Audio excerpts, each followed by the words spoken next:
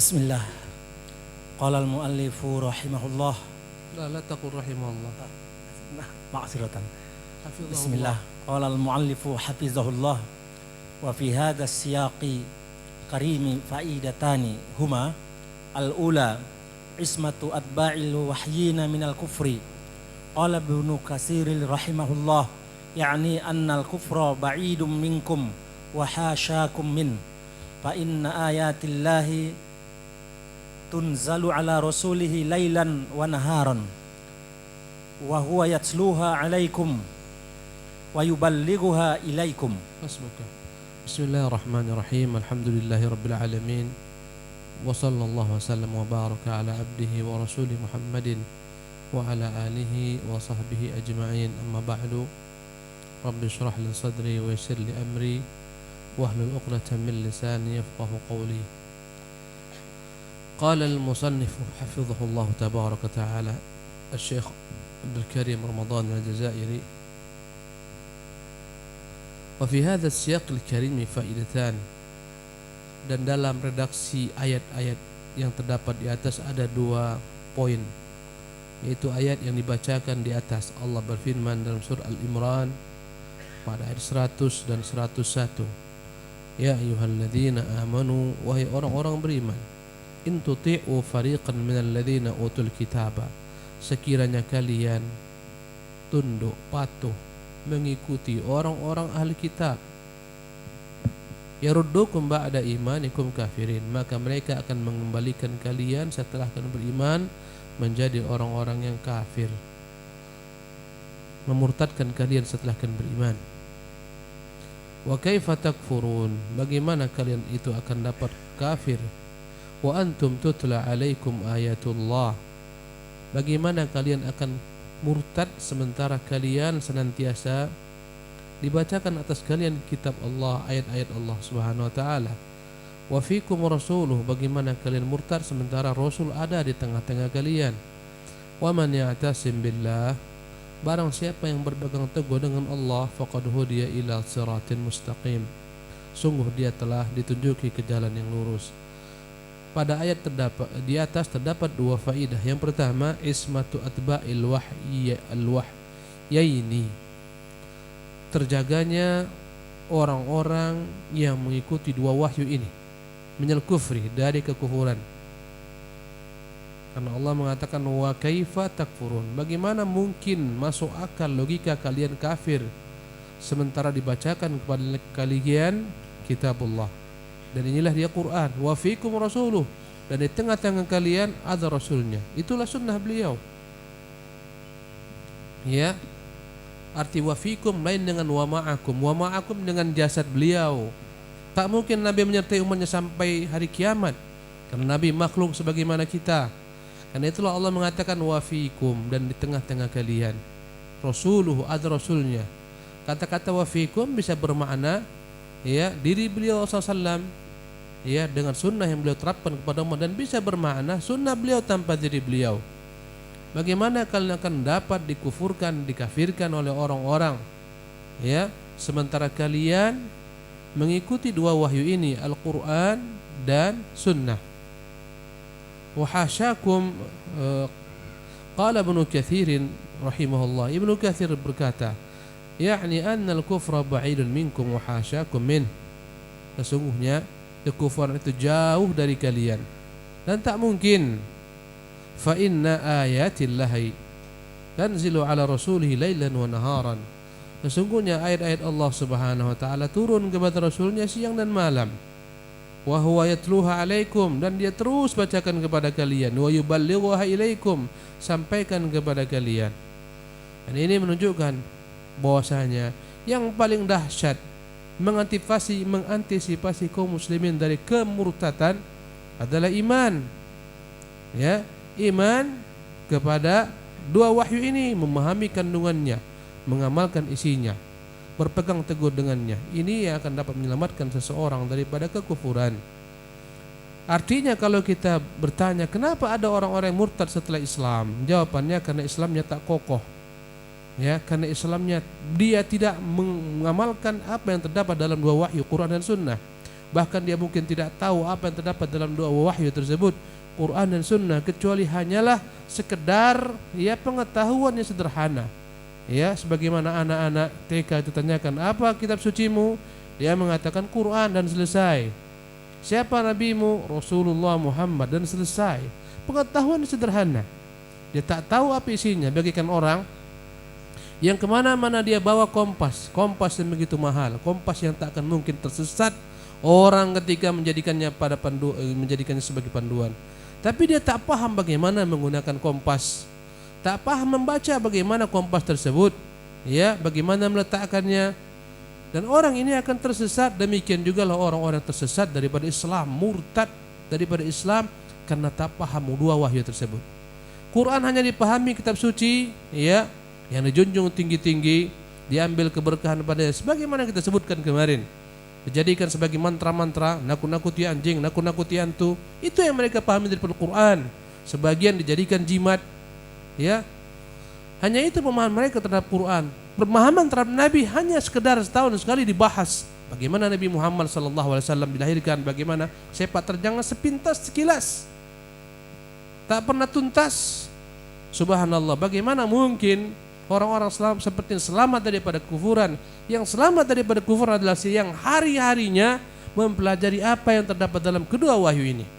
Hari-harinya mempelajari apa yang Allah inginkan daripada kita. Apa sih perintah-perintah Allah? Apa sih larangan Allah Subhanahu wa taala? Apa perintah Nabi? Apa larangannya? Ini yang akan selamat, yang belajar. Yang tak belajar tenggelam. Karena itulah setiap orang murtad karena tak belajar, tak paham. Makanya ini adalah jaminan siapapun yang berpegang teguh dengan dua wahyu ini tidak akan mungkin murtad mengikuti orang-orang kufar. Jangankan murtad, mengikuti langkah-langkah orang kufar pun mereka jauh. Kalau muncul pertanyaan kenapa ada umat ini mengikuti langkah-langkah orang kufar, jawabannya karena lemahnya pemahamannya terhadap dua wahyu ini. Itu jawabannya. Mafhum mukhalafahnya. Kenapa ada orang ikut-ikutan tahun baru? Kenapa orang ikut-ikutan meniup trompet? Kenapa menang sebagian orang-orang kufar di sana di negeri kaum muslimin yang mertas kaum muslimin? Ini semua jawabannya. Karena lemahnya mereka memahami kandungan Quran dan Sunnah Rasulullah sallallahu alaihi wasallam. Kenapa banyak tersebar berbagai macam ragam bentuk penyimpangan-penyimpangan dalam akidah? Munculnya sekte-sekte menyimpang, kelompok-kelompok sesat di negeri kita ini begitu banyak sekali bermunculan. Ada yang mengaku nabi, banyak bukan satu. Hampir beberapa tempat di daerah-daerah tertentu di negeri ini yang mengaku sebagai nabi. Subhanallah. Yang mengaku dia punya syariat sendiri. Banyak sekali penyimpangan di mana-mana. Itu dari sisi agama, dari sisi dunia. Begitu banyaknya syahwat yang benar-benar bagaikan gurita membelit orang-orang kaum muslimin. Negeri yang paling korup sebagian besar adalah negeri kaum muslimin. Ini menunjukkan kepada kita bahwa ini terjadi karena kurangnya, minimnya pemahaman mereka terhadap dua wahyu ini. Oleh karena itu, ini adalah jalan menuju kemurtatan, jalan menuju kekufuran. Tatkala mereka tidak mempelajari apa isi kandungannya. Subhanallah. Wallahi, kalaulah orang baca tentang riba, mungkin dia merinding melihat banyaknya berbagai macam bentuk iklan-iklan riba, merinding dia. Subhanallah. Ini laknat Allah Subhanahu wa taala. Ini orang menantang Allah dan Rasul yang berperang. Subhanallah. Kalau mereka paham, ini karena tak paham. Alah, semuanya buat kita pun, kiai-kiai pun ikut ngambilnya di bank tuh. Udah, itu hujahnya. Subhanallah. Jadi ikhwatul kiram, inilah jalan keselamatan daripada kekufuran. Kalau kita bertanya, kenapa banyak sekali penyimpangan pada umat ini? Karena pemahaman mereka yang lemah terhadap kedua wahyu ini. Subhanallah. Orang-orang kufar joget-joget dalam beribadah diikuti oleh sebagian orang Islam karena kurang paham terhadap apa yang terdapat dalam dua wahyu ini. Subhanallah. Wa tsaniyah, adapun faedah kedua. Nah, iqra Syekh. Wa tsaniyatu anna Allah Ta'ala iktasara ala dzikri a'zama kaidi yudabbiruhu kaidin yudabbiruhul kuffaru lil muslimina wa huwa iradatu takfirihim kama qala subhanahu fil ayatil ukhra wadda katsirum min ahlil kitabi law yaruddunakum min ba'di imanikum من بعد إيمانكم كفارا حسدا من عند أنفسهم من بعد ما تبين لهم الحق فكأن الله يقول مهما كان مكرهم الكبار الذي تزول منه الجبال وقال تعالى وإن كان مكرهم لتزول منه الجبال فإن إيمانكم لا يزول ما أقمتم على تلاوة الوحي كتابا وسنة. Tsaniyah, faedah yang kedua daripada ayat yang dibacakan di atas. Annallaha ta'ala iqtasara ala dzikri a'zami kaidin yudabbiruhul kuffar lil muslimin. Allah mencukupkan menyebutkan target terbesar daripada orang-orang kufar adalah memurtadkan kaum muslimin, dan itu termaktub dalam banyak ayat. Dan semua orang-orang kufar ke sana ujungnya. Mereka tak akan mungkin langsung mengkafirkan, memurtadkan kaum muslimin, mustahil. Tapi pertama-tama adalah mereka buat kaum muslimin ini lalai, tak peduli lagi dengan agamanya, tak peduli mempelajari kitab Allah, dan tak peduli mempelajari sunnah nabinya. Dibuat apa? Dibuat lalai. Dengan apa? Dengan berbagai macam hal. Ya, dilalaikan dengan musik, dilalaikan dengan olahraga, ya, dilalaikan dengan berbagai macam media-media. Mereka lalai, tenggelam, ya, dilalaikan dengan berbagai macam hiburan-hiburan. Cobalah antum perhatikan apa konten yakni konten daripada TV-TV yang ada di negeri-negeri kaum muslimin. Apa yang kita lihat? Kebanyakannya semua adalah ya hal-hal yang banyak sekali negatifnya terhadap kaum muslimin, membuat mereka lalai. Apa isinya? Telenovela. Apa isinya lagi? Berbagai macam film sambung bersambung, sinetron, ya, yang berhari bahkan berbulan bertahun tak habis-habis. Habis waktu mama-mama di sana. Apa isinya lagi? Tentang artis-artis, bagaimana kehidupan mereka kawin cerai, bagaimana mereka berselingkuh, bagaimana mereka hamil sebelum nikah, bagaimana ini yang ada di benak-benak kaum muslimin. Lalai. Subhanallah, dengan berbagai macam film-film dari timur dan barat. Akhirnya porsi mereka untuk memahami kitabullah, memahami sunnah Rasulullah habis. Dahulu kala orang-orang tahu bagaimana anak-anak diajarkan orang tuanya. Habis maghrib duduk belajar kitabullah, habis subuh duduk mempelajari kitabullah, membaca kitabullah. Sekarang mana? Hilang. Subhanallah. Ya. Jadi mereka langkah pertama adalah membuat kaum muslimin lalai dengan agamanya. Akhirnya mereka tak ingat lagi apapun daripada Islam, tak ingat sejarah Islam. Hilanglah dari benak mereka bagaimana para pendahulu-pendahulu mereka. Wallahi kalau antum tanya para sahabat-sahabat Rasulullah SAW kepada kaum muslimin, minim ilmu mereka tentang para sahabat-sahabat Rasulullah. Subhanallah, paling hanya sekedar menghitung jari. Khalifah ada 4, itu pun kadang salah-salah. Umar Bakri katanya. Subhanallah, digabung-gabungkannya Abu Bakar, Umar Bakri gitu. Ya, subhanallah. Hanya menghitung, itu pun hafal gara-gara tiap Ramadan dipanggil-panggil, disebut-sebut. Al-Khalifatul Ula, Amirul Mukminin Abu Bakar Siddiq. Gara-gara itu hafal. Subhanallah. Ini langkah pertama dibuat lalai kaum muslimin. Mereka sibuk dengan segala macam yang melalaikan. Ya. Lambat laun setelah mereka lalai, ya, mereka tak tahu lagi agama mereka, baru disuguhi berbagai macam ragam pemikiran-pemikiran yang menyimpang. Subhanallah. Dan orang-orang kufar akan senantiasa memberikan support terhadap pemikiran-pemikiran radikal yang menyimpang, pemikiran-pemikiran yang melalaikan umat Islam daripada konsep sebagaimana yang Allah tuntut mereka hidup. Bahkan sebagian orang-orang kufar fokus hidupnya seumur hidup mempelajari agama-agama kaum muslimin, mempelajari daerah-daerah kaum muslimin. Di negeri kita ini semua orang tahu bagaimana peran Dr. Snokhor Gronje, namanya pun payah. Subhanallah. Bagaimana dia menghilangkan ruh jihad bagi kaum muslimin yang ada di negeri Aceh, Nangro Aceh Darussalam sekarang namanya. Subhanallah. 10 tahun masuk Mekah dia rela belajar, ganti nama Abdul Ghaffar. Subhanallah. Pulang tahulah dia, oh ini rupanya masalahnya. Ini caranya menghilangkan ruh jihad. Karena kita tahu bagaimana dahsyat peperangan Aceh melawan komponi-komponi Belanda. Dahsyat. Subhanallah. Akhirnya ditimbulkan apa? Yang paling wajib ya kalian berjihad adalah berjihad melawan hawa nafsu kalian dari dalam diri kalian. Maka sibuklah mereka, dan hawa nafsu diri kalian tidak akan pernah dapat kalian ketahui sebelum ya kalian benar-benar mengenal siapa Tuhan kalian. Muncullah hadis-hadis man arafa nafsa wa arafa rabbah. yang kenal dirinya, kenal Tuhannya. Dibuat mereka sibuk dengan ibadah-ibadah, ritual di masjid, berzikir dan seluruhnya, bersuluk, bertarikat. Mereka meninggalkan segala macam lain-lain. Subhanallah. Lalailah mereka, tenggelamlah mereka, dimatikan ruh jihad. Subhanallah. Jemaah ini muliakan Allah Subhanahu wa taala. Mereka lakukan segalanya. Ya, disebarkanlah berbagai macam syubhat. Ya, dicekoki kaum muslimin dengan berbagai macam syubhat. Sampai akhirnya ketika telah masuk syubhat, dan lihatlah bagaimana fatalnya syubhat-syubhat kelompok-kelompok yang menyimpang dalam Islam. Fatal sekali. Dan siapa di belakang mereka kalau bukan orang-orang kufar. Subhanallah. Lihatlah agama-agama yang disesatkan oleh MUI. Ya. Paham-paham menyimpang. Apa di antara namanya apa? Ada katanya nama agama Abraham. Pernah itu juga di Aceh, agama Abraham, menggabungkan antara agama Nasrani dan agama Islam. Siapa di belakang mereka ini? Subhanallah. Muncul lagi yang kemudian kemarin banyak dipulangkan dari Kalimantan. Apa namanya? Apa? Gavatar, mirip-mirip Avatar. Subhanallah. Berapa banyak berkapal-kapal. Subhanallah. Ini semuanya ikhwatul kiram rahimakumullah. Ya. Kenapa kita bisa terkecoh? Kenapa banyak kadang-kadang satu kampung telah berubah menjadi orang-orang kufar, murtadun? Jawabannya karena lemahnya mereka terhadap dua wahyu ini, tak paham. Sekiranya mereka paham, tak akan mungkin musuh-musuh mereka mengkafirkan mereka. Mustahil.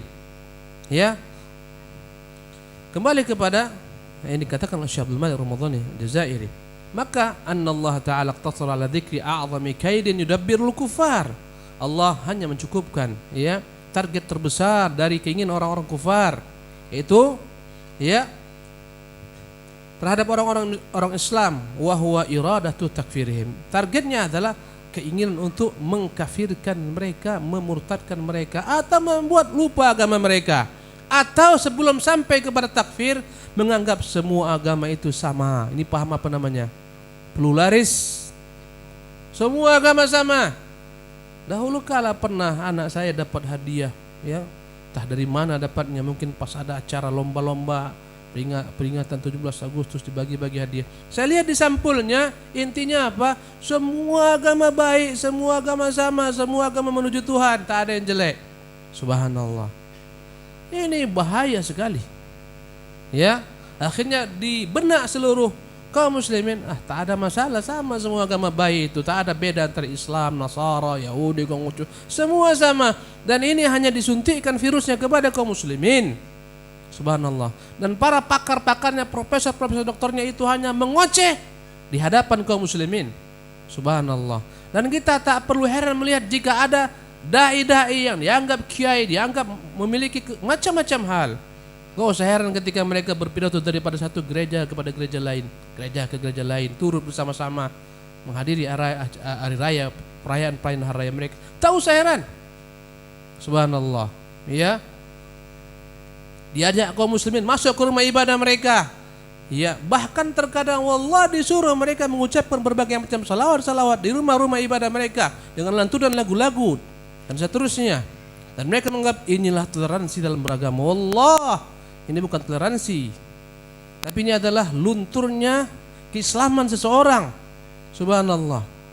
Kita makna toleransi, kita tak akan pernah ganggu agama orang-orang kufar. Kita tak akan pernah ganggu mereka beribadah menyembah Tuhan mereka. Bukan kita harus mengalah dalam perkara yang mengatakan agama kita sama. Kami sama-sama merayakan hari raya kalian, kami ikut bersama-sama di rumah ibadah kalian. Bukan ini makna toleransi. Dalam hal ini jelas lakum dinukum waliyadin. Ini agama kalian, ini agamaku. Subhanallah. Pak Ustaz, mereka tiap raya hantar kepada kita makanan, mereka ucapkan raya kita, selamat Idul Fitri, selamat Idul Adha. Maunya kita buat yang sama. Agama kita hak, batil agama mereka.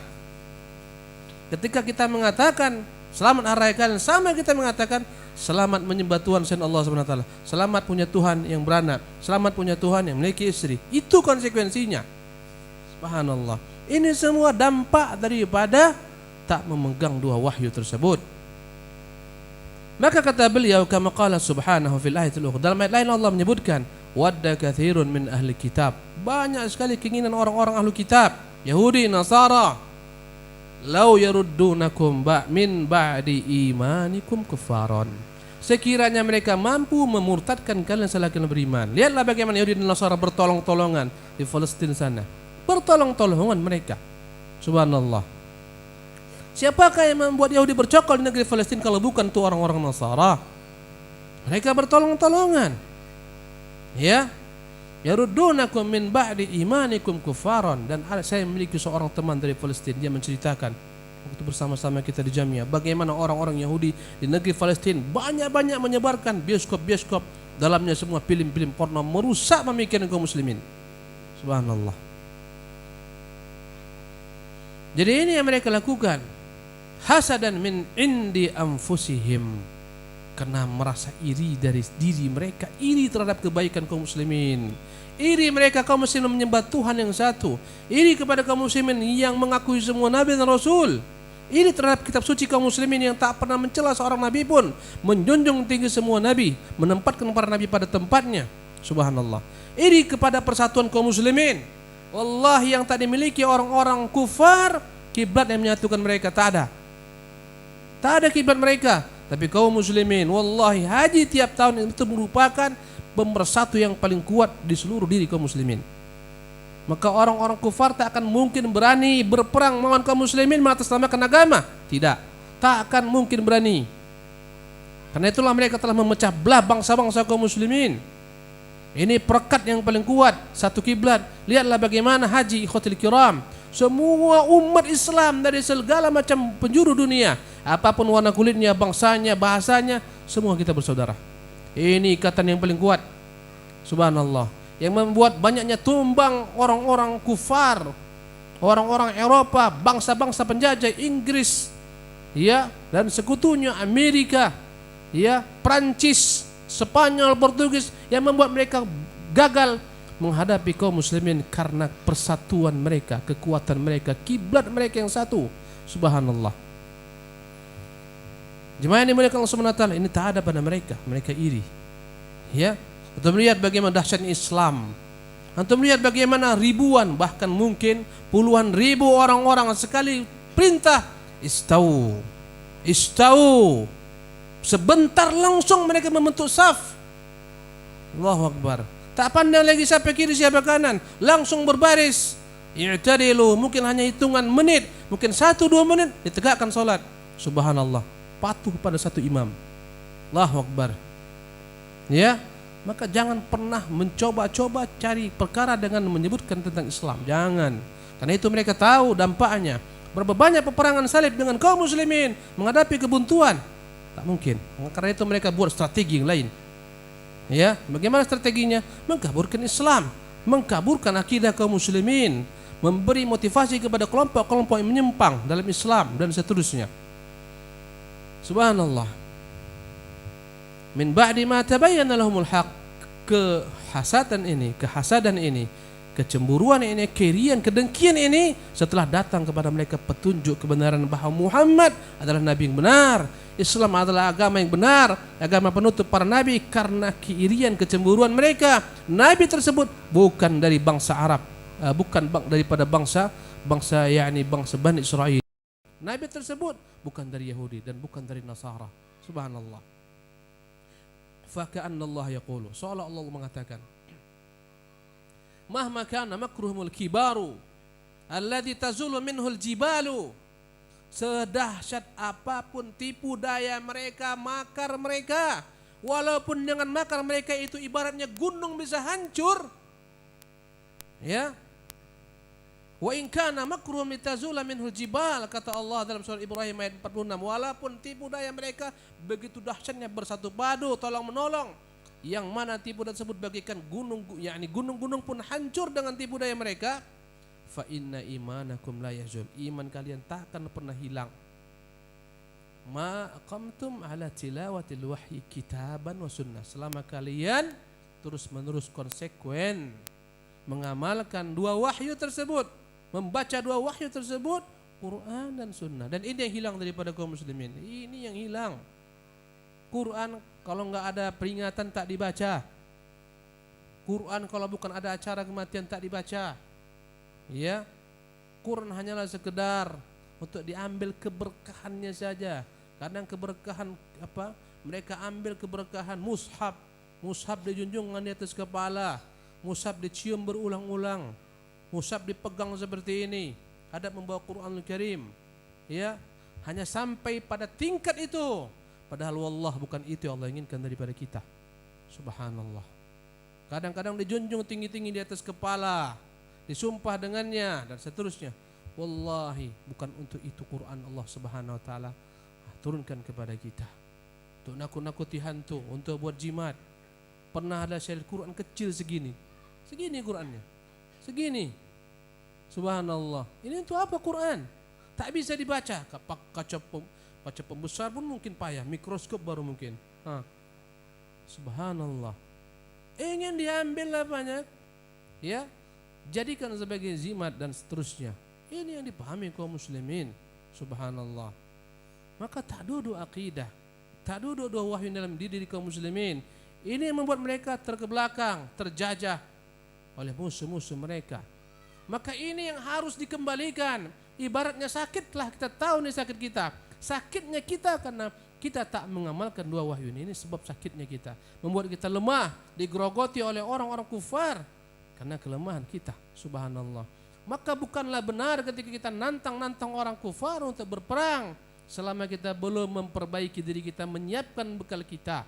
Subhanallah. Naam. Walaysa hadha qariban ala man ayqana biqalbihi anna Allah ja'ala mu'inal hayati fil wahyi faqal ya ayyuhalladzina amanu istajibu lillahi وللرسول إذا دعاكم لما يحييكم وليس هذا غريبا من أيقن بقلبه أن الله جعل معين الحياة في الوحي. Bukanlah hal ini yang aneh bagi orang-orang yakin dengan hatinya bahwasanya Allah telah menjadikan mata air kehidupan itu fil wahyi, ada pada wahyu. Kalau mau hidup bangsa-bangsa kaum muslimin, hidupkan wahyu dalam hati-hati mereka. Tak akan mungkin mereka dapat terjajah. Subhanallah, mustahil. Mereka dikuasai oleh musuh-musuh mereka. Dan itu telah dibuktikan oleh salafun salih, pendahulu-pendahulu kita. Apa besarnya bangsa Romawi, tak ada bandingan dengan bangsa Arab yang berpecah belah. Betapa dahsyatnya kebesaran Persia. Subhanallah. Tak ada apa-apanya dengan bangsa Arab yang kecil. Kekuasaan mereka pun berpecah belah. Tapi mereka disatukan dengan Islam. Setelah Islam benar-benar berbekas dalam hati mereka, tumbanglah Romawi, tumbanglah Persia. Subhanallah. Naam. Wa a'zamu hayataini hayatul qalbi wa ahyan nasi atba'ahum lil wahyi wa huwa amnuhum minad dolali. Amanuhum. Wa huwa amanuhum minad dolali. وبهذا يدق فهمك لقول رسول الله صلى الله عليه وسلم تركت فيكم شيئين لن تضلوا بعدهما كتاب الله وسنتي ولن يتفرقا حتى يرد علي الحوض رواه الحاكم ومالك وهو حسن. وأعظم الحياتين حياة القلب. Kehidupan yang paling dahsyat adalah kehidupan hati, bukan kehidupan fisik ini. Ya, kehidupan fisik ini banyak yang berserikat padanya. Dalam kehidupan fisik ini berserikat semua orang-orang kufar dengan kita. Dalam kehidupan fisik ini berserikat binatang-binatang ternak dengan kita. Dalam kehidupan fisik ini berserikat tanam-tanaman dengan kita. Yang membedakan kita dengan seluruhnya adalah kehidupan hati. Subhanallah. Wa ahyan nasi atba'um lil wahyi. Maka orang yang paling hidup adalah orang yang paling mengikuti wahyu. Ya, kehidupan kita tak sama. Sebagaimana kesehatan kita pun tak sama. Sebagian kesehatannya terganggu sedikit, sebagian banyak, sebagian parah, sebagian udah ya kritis, sebagian sehat, sebagian lebih sehat, sebagian lebih sehat lagi. Begitu pula lah kehidupan iman. Maka yang paling hidup ya di antara manusia adalah orang yang paling mengikuti wahyu. Subhanallah. Setengah orang mati, ya. setengah orang itu mati sesuai dengan tingkat baginda mengikuti wahyu. Ya, setengah orang ya mungkin dia mengantuk tak sampai dia itu mati, mengantuk. Setengah orang tidur bertingkat-tingkat. Subhanallah. Sebagaimana dalam majelis ini, subhanallah, setengah orang mungkin pikirannya di mall-mall sana.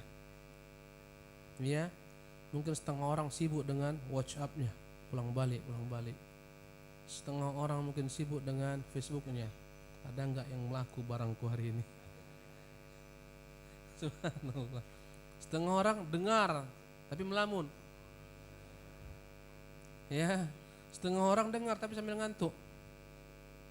Setengah orang tegap berdiri. Subhanallah. Setengah orang tegap berdiri melihat dan sibuk menulis. Kehidupan kita dalam majelis ilmu, begitu pula kehidupan dalam iman, dalam hati-hati sanubari kaum muslimin. Subhanallah. Yang paling hidup hatinya adalah yang paling dahsyat imannya. Yang paling dahsyat imannya adalah yang paling mengikuti wahyu. Subhanallah. Wa huwa amanuhum minadh-dhalal. Yang paling selamat daripada kesesatan adalah yang paling mengikuti wahyu. Subhanallah.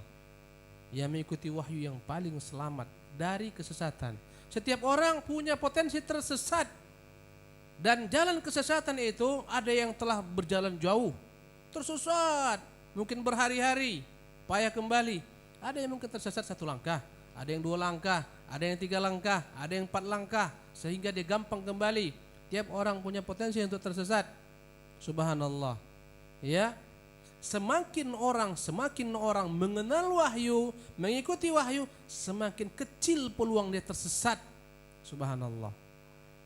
Ya, kalau andai kata kita masih tersesat kadang-kadang, karena berarti tak sempurna kita memahami apa? Wahyu. Ada enggak kira-kira yang udah ngaji tersesat? Ada. Terkena syubhat, tersesat, ada. Subhanallah, karena tak utuh pemahaman terhadap wahyu tersebut. Allahu Akbar. Wa bihadza yadukku fahmuka liqaulir Rasul sallallahu alaihi wasallam. Ya, taraktu fikum syai'ain. Dan dengan ini maka semakin telitilah pemahamanmu terhadap perkataan Nabi SAW.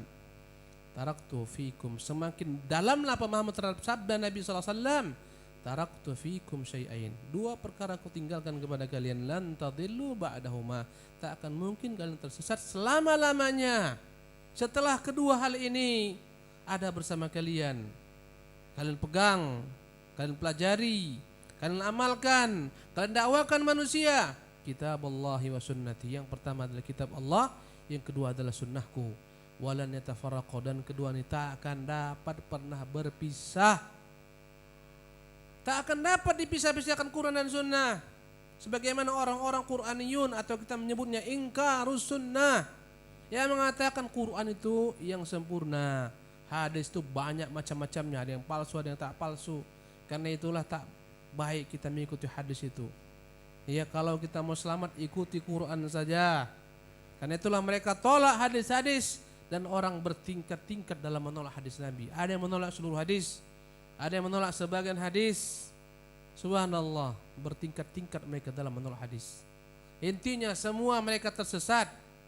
Semakin mereka menolak sebanyak-banyaknya sunnah, semakin banyak pula kesesatan mereka.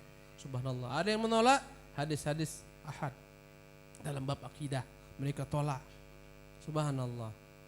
Jadi ikhwatil kiram yang dimuliakan Allah Subhanahu wa taala, keduanya tak dapat dipisahkan. Ya, dahulu muncul paham di negeri kita ini namanya al-qiyadah. Ya. Mereka mengatakan tak wajib salat 5 waktu, bahkan tak wajib Jumat. Subhanallah, apa yang wajib? Yang wajib adalah salat tahajud. Inilah macam-macam aneh-aneh. Subhanallah, mereka tak pakai hadis. Mereka hanya pakai Quran. Wallahi tak akan mungkin dapat diamalkan Quran tanpa hadis. Tidak kan mungkin. Mereka salat tahajud berapa rakaat? 2, 4, 6, 8. Dari mana kau dapat ajaran demikian? Quran tak pernah menyebutkan 2, 4, 6, 8. Tak ada. Subhanallah. Bagaimana kau salat tahajud? Biasa, 2 rakaat. Pertama takbir, Fatihah. Dari mana kau dapat itu semua takbir, Fatihah, ruku, bacaannya Subhanallah rabbil azim, i'tidal, sujud. Dari mana kau dapat itu semua kalau bukan daripada sunnah? Tak akan mungkin ada orang dapat mengamalkan Islam tanpa sunnah Rasulullah SAW. Subhanallah. Ya. Jadi keduanya kata Nabi tidak akan mungkin dapat dipisah-pisahkan. Ya, walan yatafarraqa hatta yarida alayyal haud, sampai kelak dua-duanya ya datang bersamaku. Ya, aku menanti kaum muslimin, umat Islam di telaga Haud ketika mereka mampu berpegang teguh dengan kedua benda ini. Subhanallah. Ya, kepada kitabullah dan kepada sunnatul Rasulullah SAW, kepada dua wahyu ini. Ya, andai kata dibilang dua benda nanti payah pula. Dua wahyu ini tak akan mungkin dapat tersesat. Aku menanti kalian di mana? Di telagaku. Ikhwatil kiram, kita rindu kepada Nabi SAW. Kita ingin berjumpa Nabi SAW. Tiap hari kita baca perkataan beliau karena cintanya kita kepada beliau. Tiap hari kita pelajari sunnah beliau. Kita ikuti sedikit demi sedikit karena cintanya kita kepada beliau. Dan wallahi kita akan jumpa dengan Nabi dan beliau menanti kita di Haud. Apa kata Nabi? Ana faratukum alal haudhi. Aku menanti kalian di Haud kelak. Siapa yang akan sampai ke Haud dan mereguk daripada telaga ini? Haud maknanya telaga. Setiap umat, setiap nabi punya telaga. Dan Nabi punya telaga di padang mahsyar kelak. Dan kelak akan datang orang-orang yang mereka itu ingin mereguk telaga milik Rasulullah SAW. Ketika mereka telah mendekat telaga, seketika mereka semua disingkirkan. Ya, mereka semua ditolak, diseret ke neraka jahanam. Dan Nabi berteriak, Nabi mengatakan, ummati, ummati Allah, mereka umatku, umatku. Dalam beberapa riwayat, sahabatku ya Allah, sahabatku. Kata Allah, engkau tidak tahu Muhammad apa yang telah mereka lakukan setelahmu. Subhanallah. Engkau tak mengetahui apa yang mereka tambah-tambah setelahmu. Ma ahdatsu ba'daka. Maka berkatalah Nabi, suhqan, suhqan, bu'dan, bu'dan. Layaklah mereka dicampakkan, layak mereka dijauhkan daripada rahmat Allah Subhanahu wa taala. Yang dapat mereguk telaga ini adalah orang yang benar-benar mereguk air wahyu, kitab dan sunnah dalam kehidupan mereka di dunia ini. Subhanallah. Semakin mereka dahsyat mereguk kedua wahyu ini, semakin besar potensi mereka mereguk wahyu, ya mereguk yakni telaga Rasulullah sallallahu alaihi wasallam. Semakin besar porsinya, semakin cepat waktunya, semakin dekat. Subhanallah. Semakin lebih mendahului mereka meninggalkan yang lain-lain menyusul Rasulullah sallallahu alaihi wasallam. Allahu akbar.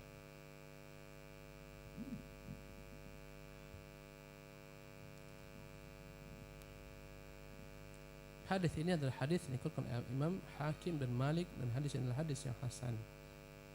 Baca satu paragraf bagi Ustaz. Wa qala Abu Bakar Siddiq radhiyallahu anhu, lastu tarikan syai'an kana Rasulullah sallallahu alaihi wasallam ya'malu bihi illa amiltu bihi.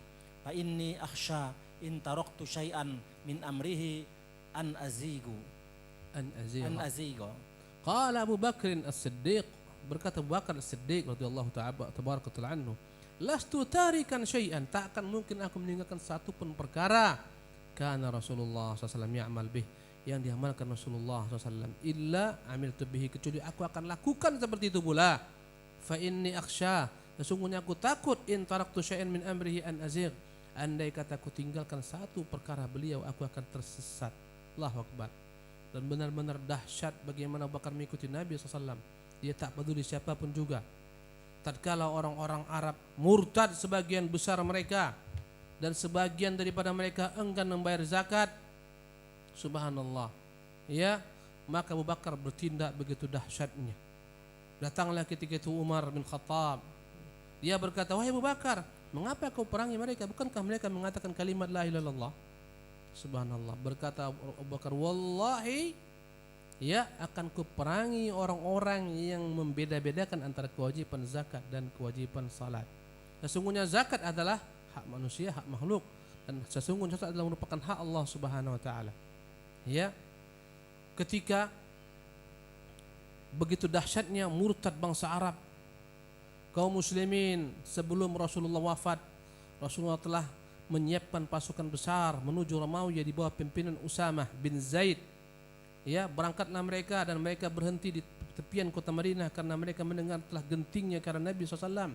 Akhirnya Nabi pun wafat.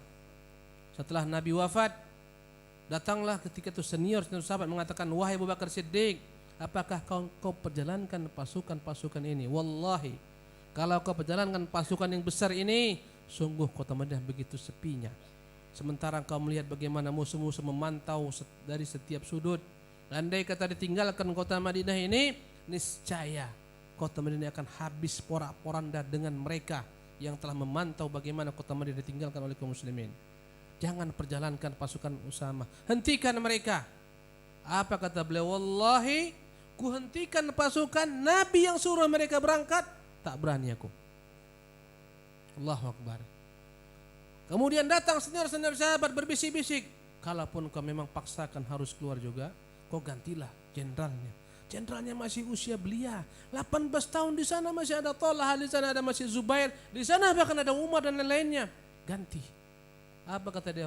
Ku ganti jenderal yang mengangkatnya Rasulullah SAW. Wallahi mustahil. Aku hanya mengikut saja. Aku bukan membuat sesuatu yang baru. Akhirnya diberangkatkan pasukan Usamah bin Zaid. Ya, subhanallah, jumlah yang begitu besar. Bangsa Arab kaget. Setelah wafat Nabi langsung berangkat utusan begitu besar menuju Romawi, bukan Arab lagi, Romawi. Mereka ketakutan, mereka merinding, mereka tak berani. Ya, coba-coba terhadap kaum muslimin. Mereka mengatakan ini menunjukkan betapa kuatnya kota Madinah. Kalau tak kuat tak akan mungkin mereka tinggalkan. Subhanallah. Selamat kota Madinah. Selamat bangsa Arab yang murtad kembali kepada Islam. Mereka bagaimana kuatnya pasukan Abu Bakar Siddiq. Allahu Akbar. Inilah Abu Bakar Siddiq yang benar-benar mengikuti apapun yang dikatakan Nabi SAW. Allahu Akbar.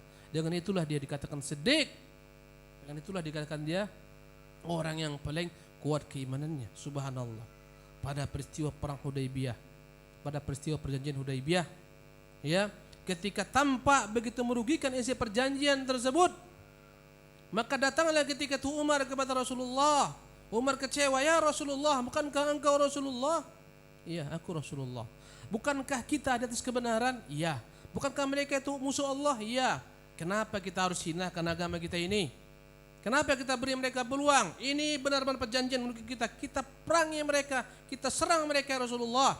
Kata Nabi SAW, lan a'siyah, aku tak akan mungkin mengkhianati, menentang yang di atas. Intinya apa? Ini perintah Allah. Umar tak sabar. Datang Umar kepada Abu Bakar Siddiq. Abu Bakar, bukankah dia itu Rasulullah? Ya. Subhanallah. Bukankah kita di atas kebenaran? Ya. Bukankah mereka di atas kebatilan? Ya. Bukankah apabila kita mati merangi mereka, kita syahid masuk surga, dan mereka mati masuk neraka? Ya. Kenapa kita harus hinakan agama kita ini? Kita perangi mereka. Logikanya benar. Tapi agama tak bisa bertentangan dengan wahyu. Ini wahyu daripada Allah SWT. Apa jawaban Abu Bakar Siddiq? Ya Umar, ilzam gharzah. Umar, kau ikuti dia, kau selamat. Subhanallah, sungguh benar. Setelah itu datanglah kemenangan demi kemenangan. Allahu Akbar. Dan Umar tiap kali ingat peristiwa ini, dia banyak-banyak membayar sedekah. Khawatir dia dengan perkataan terhadap Rasulullah SAW. Ini menunjukkan kepada kita begitu kuatnya Abu Bakar mengikuti apa? Sunnah Nabi, selamat dia. Subhanallah, kita timbang-timbang dulu, pakai logika. Jelas-jelas hadis-hadis keutamaan jenggot. Tak ada itu jenggot-jenggot itu. Subhanallah, andai kata kau tak ikut, jangan kau celah, jangan kau rendahkan, jangan kau katakan ini tradisi Arab dan seterusnya. Kau diam. Subhanallah. Bagaimana kita akan berjaya? Andai kata ulama-ulamanya pun meninggalkan sunnah Rasulullah, ya zahiran wa batinan, yang besar yang kecil ditinggalkan. Subhanallah. Minum tangan kiri. Subhanallah. Ya, dan seterusnya. Ya khawatir kiram rahimakumullah. Demikianlah kajian kita. Assalamualaikum warahmatullahi wabarakatuh.